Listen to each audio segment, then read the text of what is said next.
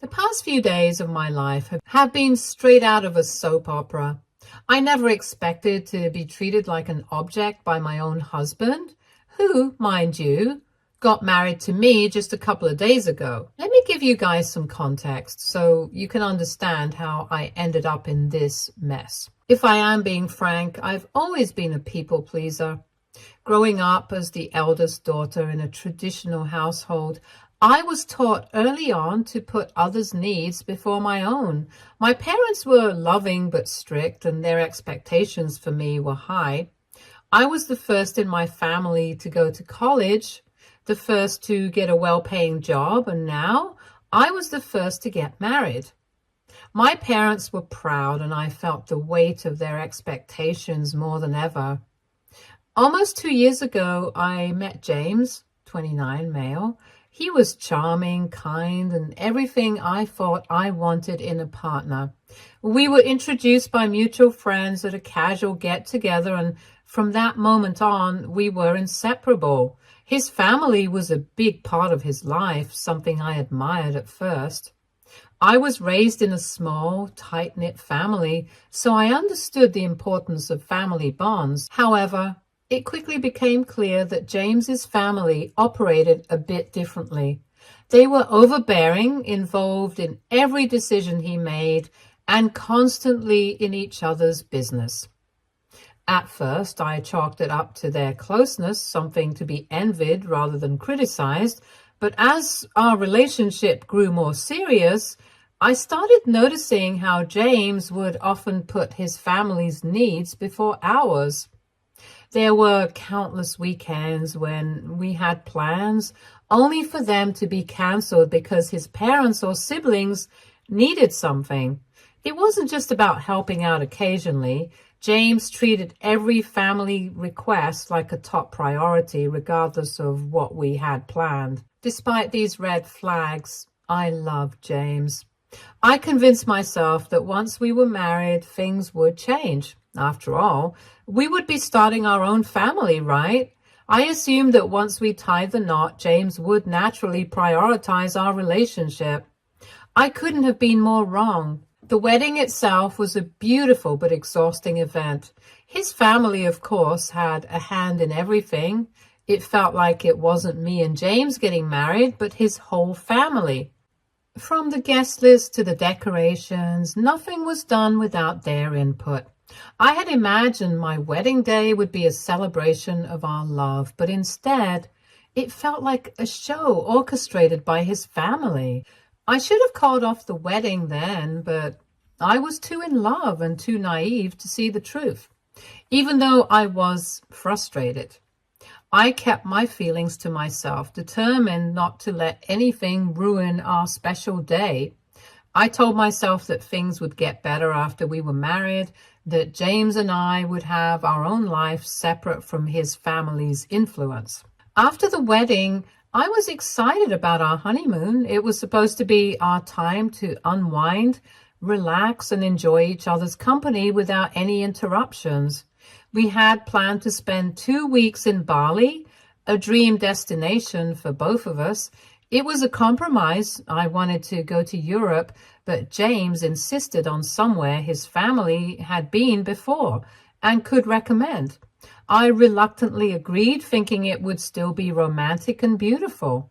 I had envisioned lazy days on the beach, exploring temples and romantic dinners under the stars. Little did I know my honeymoon would turn out to be nothing like I imagined. The day after our wedding, we were scheduled to leave for the airport in the late afternoon. James had been acting a bit off since the night before, but I attributed it to the post-wedding exhaustion. As I was finishing packing, he asked if we could talk. I remember thinking it was a bit odd, but I brushed it off and agreed. We sat down in the living room, and that's when he dropped the bombshell. He told me that his family had decided to turn our honeymoon into a family vacation. His parents, siblings, and even a few cousins would be joining us. But the real kicker was that they didn't think I should come along. According to James, I was now a part of the family, And as the newest member, it was expected that I stay behind to take care of the household chores while they enjoyed the trip. I looked at James, searching for any sign that he realized how absurd and hurtful this was. But he seemed entirely oblivious. He even smiled slightly, saying that this was a great opportunity for me to bond with his family and show them how dedicated I was to becoming a part of their unit. He assured me that we could always plan another trip in the future, but for now, this was what his family wanted and expected. At that moment, something inside me snapped. I realized that this wasn't just about the honeymoon. It was about the pattern of disregard and control that had been present throughout our relationship. If I accepted this, I would be setting the precedent for a lifetime of being sidelined and disrespected by both my husband and his family. But instead of reacting with the anger and hurt I felt bubbling inside, I took a deep breath and forced a smile. I told James that I understood and that if this was what he and his family wanted, I would respect their wishes. He seemed relieved by my response, thanking me for being so understanding and promising that he would make it up to me. As James busied himself with packing for his new family trip, I excused myself and went into the bedroom. I closed the door behind me and allowed myself a moment to process everything. Tears welled up in my eyes, but I refused to let them fall. I knew I had to take control of the situation and make a decision that honored my own needs and self-respect. I thought about where I could go and what I could do to reclaim this time for myself. Then it hit me.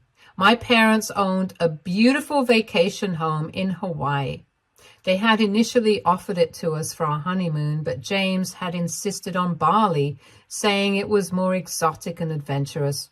Now it seemed like the perfect place for me to escape, reflect, and enjoy some much-needed peace and solitude. Without wasting any time, I booked a last-minute flight to Maui, scheduled to depart that evening. I quickly packed my bags and decided to get away without telling James and his family. Before leaving, I wrote a brief note to James explaining that since he would be enjoying Bali with his family, I had my own chores to take care of. I wished him a pleasant trip and told him we could talk when we both returned. I left the note on the kitchen counter, grabbed my luggage, and headed to the airport without looking back. I felt a mix of emotions swirling inside me: anger, sadness, betrayal, but also a profound sense of liberation. For the first time in a long while, I was putting myself first and making a choice that honored my own happiness and well-being. I arrived at my parents' vacation home late at night, greeted by the soothing sound of waves crashing against the shore and the gentle rustling of palm trees in the breeze. The house was cozy and inviting, with large windows that offered breathtaking views of the ocean. I settled in quickly, feeling a sense of comfort and belonging that had been missing for a while. Over the next 2 weeks, I tried my best to forget the fact that I had just gotten married and my husband wasn't around. I treated myself to spa days, indulged in delicious local cuisine, and even took up surfing lessons, a lifelong dream of mine. I also used this time for deep reflection. I thought about my relationship with James, how we had started and how we had ended up in this situation. I realized that I had been so eager to fit into his world and please his family that I had lost sight of my own needs and desires. I had ignored warning signs and compromised on my boundaries, all in the name of love and acceptance. This realization was both painful and empowering. And so I came to a decision. I deserved better than to be treated as an afterthought in my own marriage. I deserved a partner who respected me, valued my feelings, and was willing to prioritize our relationship. I knew then that if James couldn't understand and respect that, I would be better off without him. As my time in Hawaii came to an end, I felt rejuvenated and at peace with my decision. I packed my bags and prepared to return home, ready to confront the situation head on and stand up for myself. When I landed back home, I turned on my phone to find almost hundreds of messages and missed calls from James and his family. They weren't concerned about my well-being, but downright angry for not doing the job they had given me. James had left multiple voicemails, his tone growing increasingly frustrated with each one. His family members had also reached out, some expressing confusion over my absence, while others outright accused me of being selfish and immature. James's mother had sent a particularly scathing message calling me ungrateful and accusing me of disrespecting their family traditions. She went on about how I had missed a crucial opportunity to prove my worth as a daughter-in-law and how disappointed they all were in me. My sister-in-law did the same. Her text was something with the effect of that I was a disappointment to her family. There were certain rules and traditions in her family, and I was just being disrespectful. She made several comments about my family and how we were ill-mannered people with poor habits. Reading these messages, I was angry more than ever. How could they make such comments about me when they had interrupted my honeymoon? I could take their insults, but making comments about my family was something I could not bear. I was also struck by a sense of clarity. Their reactions only reinforced my belief that I had made the right decision by standing up for myself. I have told my parents to stay out of contact with James and his family for the time being. I haven't told them yet about the whole thing because I didn't want to trouble them. As of now, I'm staying with a friend trying to figure out my next steps. James continues to insist that I apologize and come back home. He says we can work things out if I just learn to prioritize family. But after everything that's happened, I'm not sure I want to. So Reddit, AITA for going on my own vacation instead of staying home to do chores, while my husband went on a family trip during our honeymoon? Update 1. Hi guys, it's been a few days since I posted and I'm overwhelmed by the support and advice from everyone. I've read every comment and it's given me a lot to think about. After my initial post, James called me again, and this time sounding more desperate. He said that his family was pressuring him to resolve the situation and that they were willing to forgive me if I apologized. The sheer audacity of that statement nearly made me drop my phone. They would forgive me? For what exactly? For not bending to their outrageous demands? For choosing my own happiness for once? I told James that I needed more time to think and hung up before I said something I might regret. I've been staying with my friend who has been an absolute rock through all of this. She's been reminding me daily that I deserve to be treated with respect and that I shouldn't have to prove my worth to anyone, least of all to a family that sees me as a servant. We spent hours talking through everything, and she's been a constant source of support, helping me see things more clearly. After my conversation with James, I reached out to my parents. They were shocked when they heard what happened. My mom, who had been so excited for the wedding, was devastated that this was how things were unfolding so soon after. My dad was livid. They've offered their full support, even suggesting that I move back home for a while to clear my head. And the thought is tempting, especially considering the barrage of messages I've been getting from James and his family. James has been flooding me with texts and voicemails, each one more infuriating than the last. At first, he tried to play the guilt card, reminding me of the vows we took, asking if I really wanted to throw everything away over a misunderstanding. When that didn't work, he switched tactics, telling me somewhat calmly that if I just came back, his family would definitely forgive me and let it all go. It's like he's completely lost sight of what this whole situation is about. I want to scream at him that I don't need his or their forgiveness. In fact, it should be the other way around. I'm especially enraged with my mother-in-law and sister-in-law because they've taken their harassment to a new level. They've been terrorizing my mom and dad, demanding to know where I am. They created such a scene at my parents' place the other day that the neighbors got involved. My poor mom was beside herself trying to stay composed while dealing with their vile accusations. They actually had the nerve to imply that my parents were complicit in ruining their family's reputation. The entire neighborhood was buzzing with gossip by the end of it. All of this has made me question what I've gotten myself into. Is this how my life is going to be from now on? Running around, doing chores, and groveling for the approval of James's ungrateful and appalling family? Is this what I signed up for when I said I do? The thought of spending the rest of my life being treated like this makes me sick to my stomach. After that incident, I knew I couldn't keep silent any longer. I called James and told him in no uncertain terms that if he thinks for a second that I'm apologizing to any of his family members, he is beyond wrong. After what they did to me and my family, they are the ones who should be begging me for forgiveness. I was seething as I spoke, and I could tell he was taken aback by my tone. He started to say something, probably some weak attempt to justify their behavior, but I cut him off. I told him that he needed to resolve this feud more than I did because I didn't owe him or his family anything. But he would lose me the second he sided with them. I hung up before he could respond, my hands trembling with a mix of anger and adrenaline.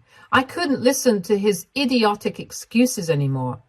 Every time he tries to explain things, it only makes me realize how little he understands or maybe cares about my perspective. How could he expect me to stay in a situation where my feelings and needs are constantly dismissed? Since that call, I've been taking some time to really think about my next steps. I'm leaning more and more towards not going back to James. The more I reflect on our relationship, the more I see how one-sided it's been. I've always been the one to compromise, to bend over backward, to make things work. But this time, I'm done. I'm done sacrificing my own happiness for people who clearly don't respect me. I know it's going to be a tough road ahead, but for the first time in a long time, I feel like I'm taking control of my own life. Thank you, Reddit, for helping me find the confidence I didn't realize I had. Reading through all your supportive comments and advice has been eye-opening. I've been so caught up in trying to make everyone else happy that I forgot about my own worth. Your words have reminded me that I deserve better. And for the first time, I'm starting to believe that. This community has given me the strength to stand up for myself, and I can't thank you enough for that. Update 2. Hi guys, I decided to move in with my parents for some time. I had 2 reasons. One was that I felt like I had stayed at my friend's place long enough, even though she insisted that I should stay longer. I didn't want to overstay my welcome, and I also didn't want to impose on her any more than I already had. The second reason was that I didn't want my parents to be alone the next time James's family decided to trouble them. Hopefully there won't be a next time, but by now I've learned that there's no predicting what they might do. Moving back home felt oddly comforting, like I was reclaiming a part of myself that I'd lost in the chaos of the last few weeks. My parents were relieved to have me there, and I could see how worried they'd been. It was nice to be surrounded by people who genuinely cared about my well-being without any ulterior motives. I started to settle into a routine, helping out around the house and spending time with my parents, which gave me the space I needed to clear my head. Then something unexpected happened. A stranger reached out to me through a mutual friend. This stranger turned out to be James's ex-girlfriend, Pam. I was taken aback at first, wondering why she would want to contact me. But when she explained that she had heard about the whole incident and wanted to offer her support, I was curious. We exchanged a few texts and eventually we decided to meet for coffee. Meeting Pam was like looking into a mirror. She had a very similar story to mine, and as we talked, I realized just how eerily alike our experiences were. Pam told me that when she and James started dating, he also thought he was a family man who was deeply attached to his family. She admired his close relationship with them at first, just like I had, but then things started to change.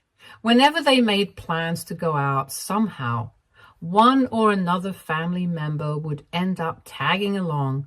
It was never just the two of them, and they had zero privacy.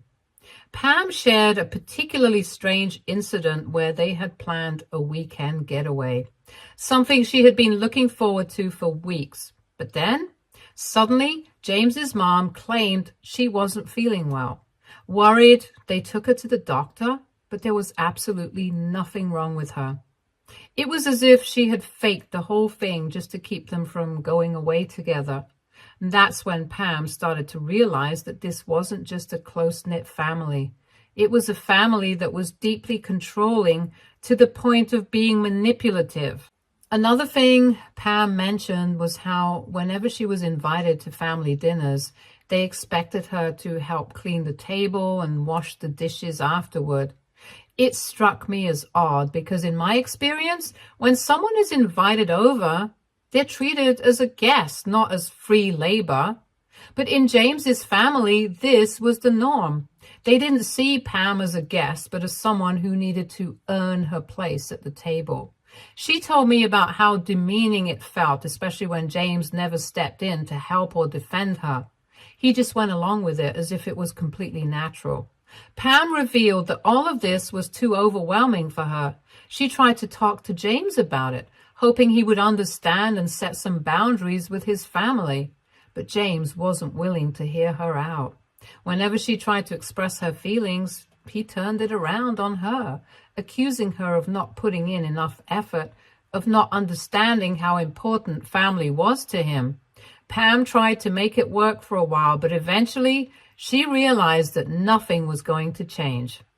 James was too enmeshed in his family's dynamics to ever truly prioritize his relationship with her. As I listened to Pam, I felt a deep sense of validation.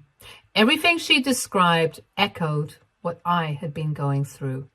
It was like James had a pattern, pulling women into his life only to suffocate them under the weight of his family's expectations. The more Pam talked, the more I realized that my situation was never going to improve if I stayed. James would always choose his family over me, no matter how unreasonable their demands were. After our conversation, I felt a mix of emotions: relief, anger, sadness, but most importantly, clarity. I wasn't crazy for feeling the way I did. I wasn't overreacting. This was a pattern, and it was clear that James wasn't going to change. I talked things over with my parents afterward, and they were both incredibly supportive. They reassured me that I deserved better and that staying in a marriage where I was constantly disrespected wasn't worth it. Pam's story was the final push I needed. I knew without a doubt that I wanted to go ahead with the divorce. There was no point in staying in a marriage where I would always come second to a family that didn't value me. It was a hard decision, but it was the right one. I'm finally ready to take the steps to move on from this toxic situation and start rebuilding my life on my own terms. After everything I heard from Pam and the conversations I had with my parents, I knew what I needed to do. My lawyer would be informing James about my decision to file for divorce. The only thing we can hope for now is that the divorce is easier than everything that led to it. Update 3. Hi everyone. As I mentioned in the last update, I've decided to divorce James. The decision wasn't easy, but it was the best thing for me. I've already signed the divorce papers, but I'm still waiting to hear back from James. In the meantime, I'm trying to focus on getting back to my normal life.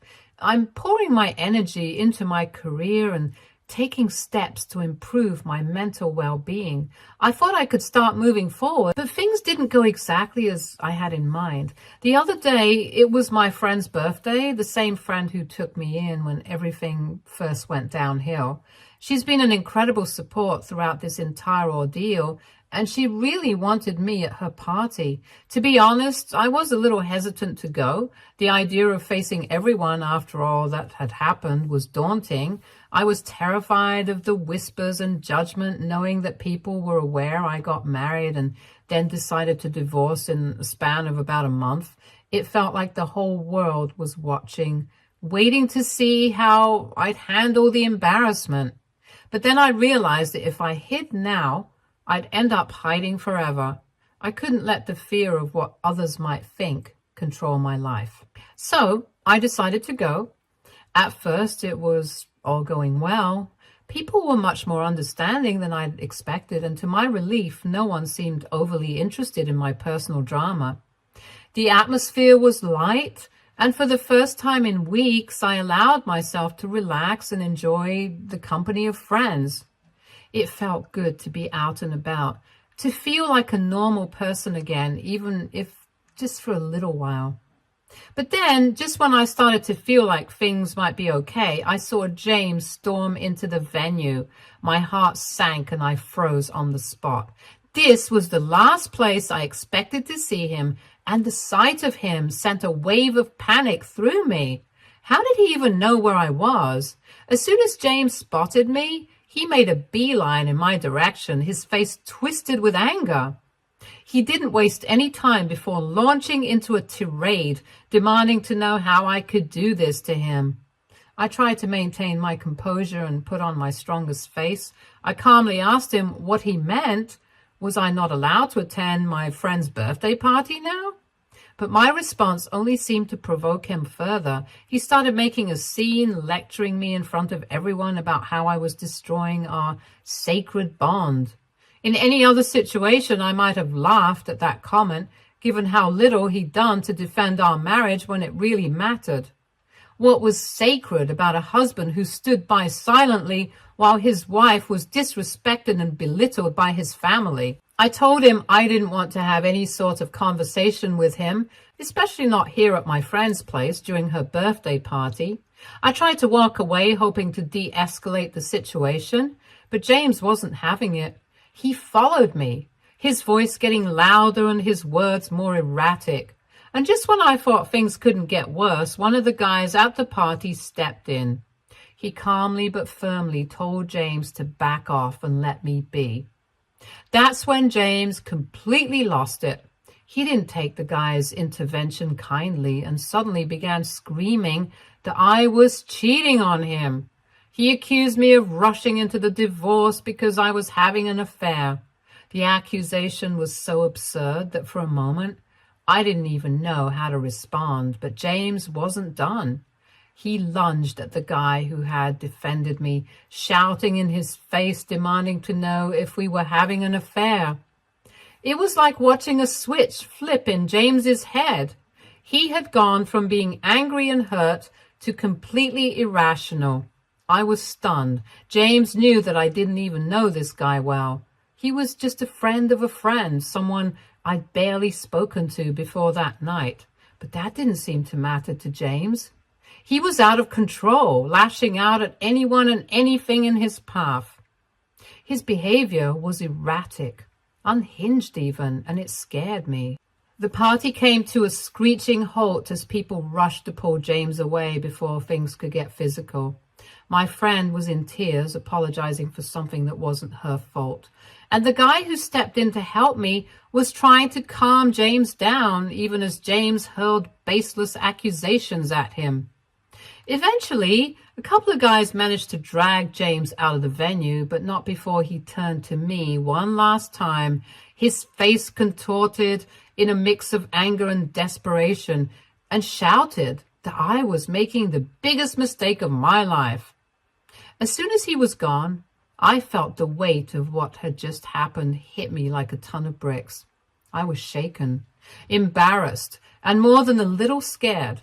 This was the man I had married, the man I had once thought I'd spend the rest of my life with, and now he was a stranger, someone I couldn't recognize or reason with. The realization that this was who he truly was, underneath all the charm and the facade, was heartbreaking. After the whole scene at the party, I felt an overwhelming sense of guilt. I couldn't stop apologizing to my friend and the guy who had come to my rescue.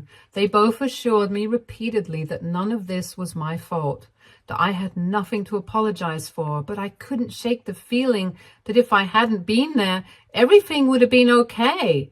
My friend's birthday would have gone smoothly without the drama James had caused. She hugged me tightly and told me that when everything settled down, we'd laugh about that day in the future. But at that moment, I couldn't imagine ever finding humor in what had happened. In the days that followed, I tried to process everything. I spoke with my parents and my lawyer, and they both agreed that this latest incident only reinforced that I was making the right decision by ending the marriage.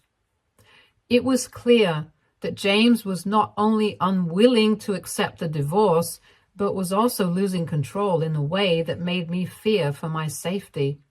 So I knew what I needed to do next. I decided to confront James's mother directly. I was done with playing nice and excusing their behavior. I called her and didn't waste any time getting to the point.